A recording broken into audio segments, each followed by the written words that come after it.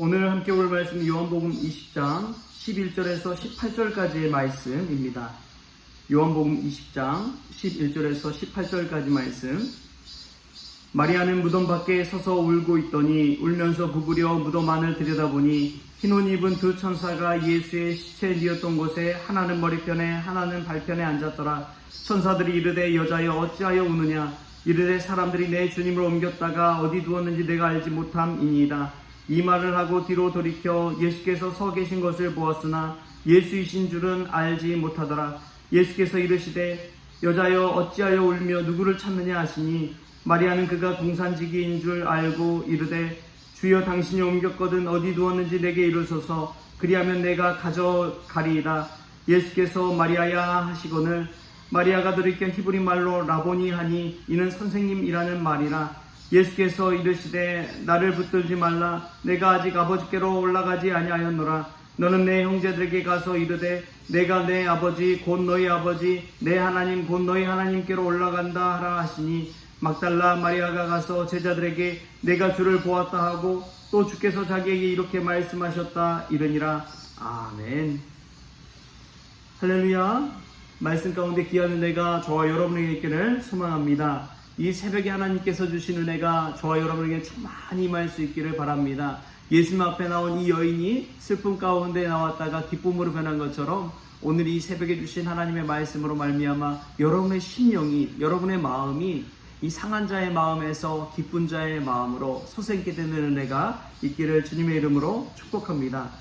오늘 부활의 증인으로 나온 사람은 막달라 마리아입니다. 왜 성경은 막달라 마리아를 부활의 증인의 첫 증인으로 세웠을까요?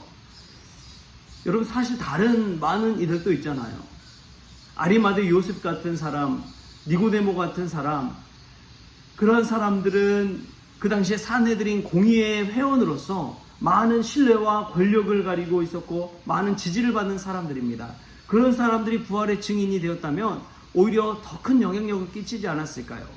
그런데 오늘 성경에 보니까 막달라 마리아가 부활하신 예수님을 처음 만난 여인이라고, 사람이라고 그렇게 성경은 기록하고 있습니다. 여러분 왜 그럴까요? 성경을 읽어보면 우리가 이렇게 이해되지 않을 때가 많이 있습니다. 세상적인 눈으로는 힘있고 능력있고 권세 있는 사람을 통해서 하나님이 역사하실 것 같은데 그렇지 않습니다. 하나님은 연약한 자, 부족한 자, 쓸모없는 자를 들어서 오히려 쓸모있게 쓰시는 것을 보게 됩니다. 이게 하나님의 능력입니다. 그래서 예수님이 이 땅에 오실 때도 왕궁에서 태어난 것이 아니라 마구간에서 태어나시잖아요.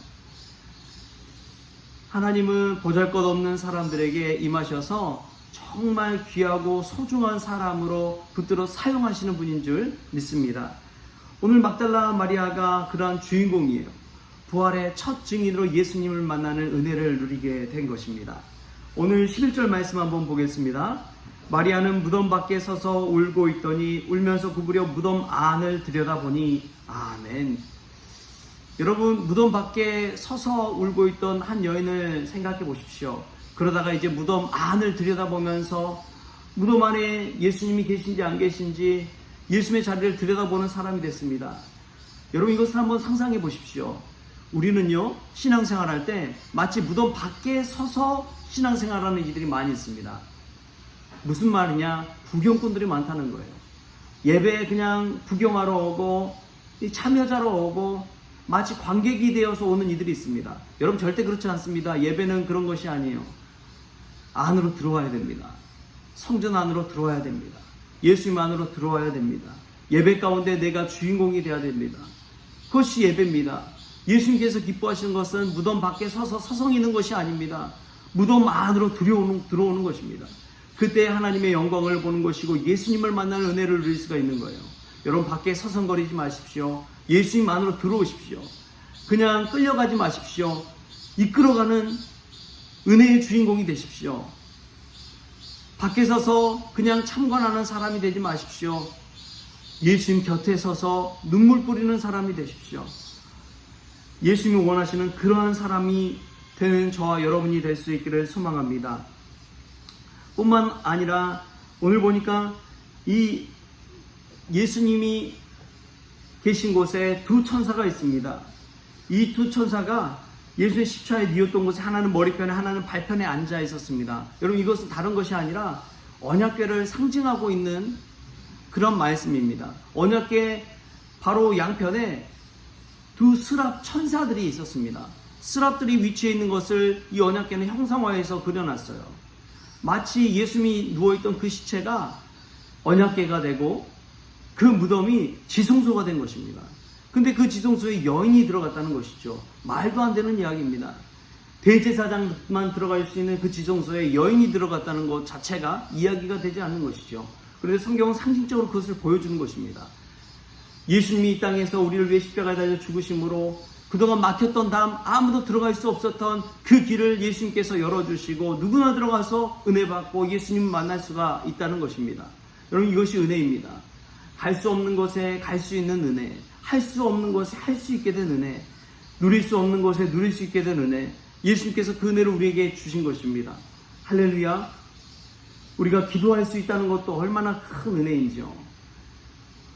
주의 이름을 부르면서 예배드릴 수 있는 것도 찬양할 수 있는 것도 얼마나 큰 은혜인지요. 여러분, 이러한 은혜를 우리가 누리게 된 것입니다. 우리가 지금은 아무것도 모르지만 누구나 할 수 있다고 생각하지만 예전에는 결코 그렇지 못했습니다. 예전에 성경을 읽고 말씀을 전하고 그 모든 예배를 집전하는 것은 사제만 그렇게 되었습니다. 사제와 신부와 감독만이 그렇게 할 수 있었습니다. 그런데 종교개혁이 촉발되면서 이 모든 것이 뒤집어져 버렸어요. 누구든지 말씀 붙들고 하나님 앞에 나아갈 수가 있게 된 것입니다. 이전에는 사제를 통해서, 신부를 통해서, 감독을 통해서, 주교를 통해서만 갈 수 있었던 그 길이 오직 이제 자기 스스로가 예수의 이름으로 나아갈 수 있는 그런 시대가 열린 것입니다. 이것이 얼마나 큰 축복인지요. 우리가 이러한 은혜를 누리고 있다는 사실을 깨달을 수 있기를 바랍니다. 무엇보다도 부활하신 주님을 만나서 마리아는 놀라운 은혜를 맛보게 됩니다. 여자여 라고 예수님께서 그 마리아에게 이야기하죠. 여자여 어찌하여 울며 누구를 찾느냐. 마리아는 예수님을 알아보지 못합니다. 동산지기인 줄 압니다. 그래서 주여 당신이 옮겼거든 어디 두었는지 내게 이루소서, 그리하면 내가 가져가리이다. 예수님의 시체를 가져가겠다는 거예요. 그때서야 예수님은 마리아야 하십니다. 마리아야. 마리아의 이름을 불러주시는 것이죠. 예수님께서 우리 이름을 불러주셨다고 생각해 보십시오. 얼마나 가슴 벅찹니까? 이 시간, 이 새벽에 주의 전에 기도하러 나온 여러분들의 이름을 주님께서 불러주시는 줄 믿습니다. 주님께서 우리 이름을 불러주셨을 때 마리아는 라보니여, 랍비여, 선생님이여 라고 화답하고 있습니다. 우리가 주님 앞에 화답할 수 있는 저와 여러분 될 수 있기를 바랍니다. 이 예수님께서 마리아에게 나타났을 때에 예수님은 마리아 호칭이 여자여에서 마리아야 라고 친밀하게 변화됩니다. 그때에 마리아는 슬픔 가운데 있다가 기쁨으로 변화되는 것이지요.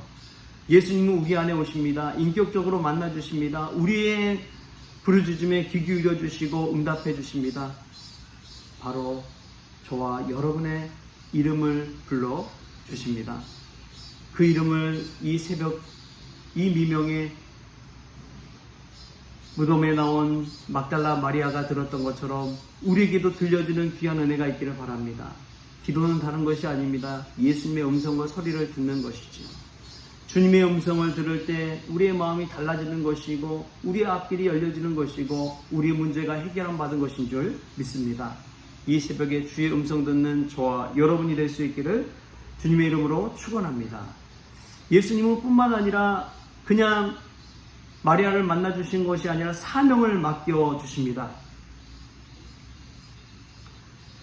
17절에 이렇게 말씀하십니다. 예수께서 이르시되 나를 붙들지 말라. 내가 아직 아버지께로 올라가지 아니하였노라. 너는 내 형제들에게 가서 이르되 내가 내 아버지 곧 너희 아버지 내 하나님 곧 너희 하나님께로 올라간다 하라 하시니.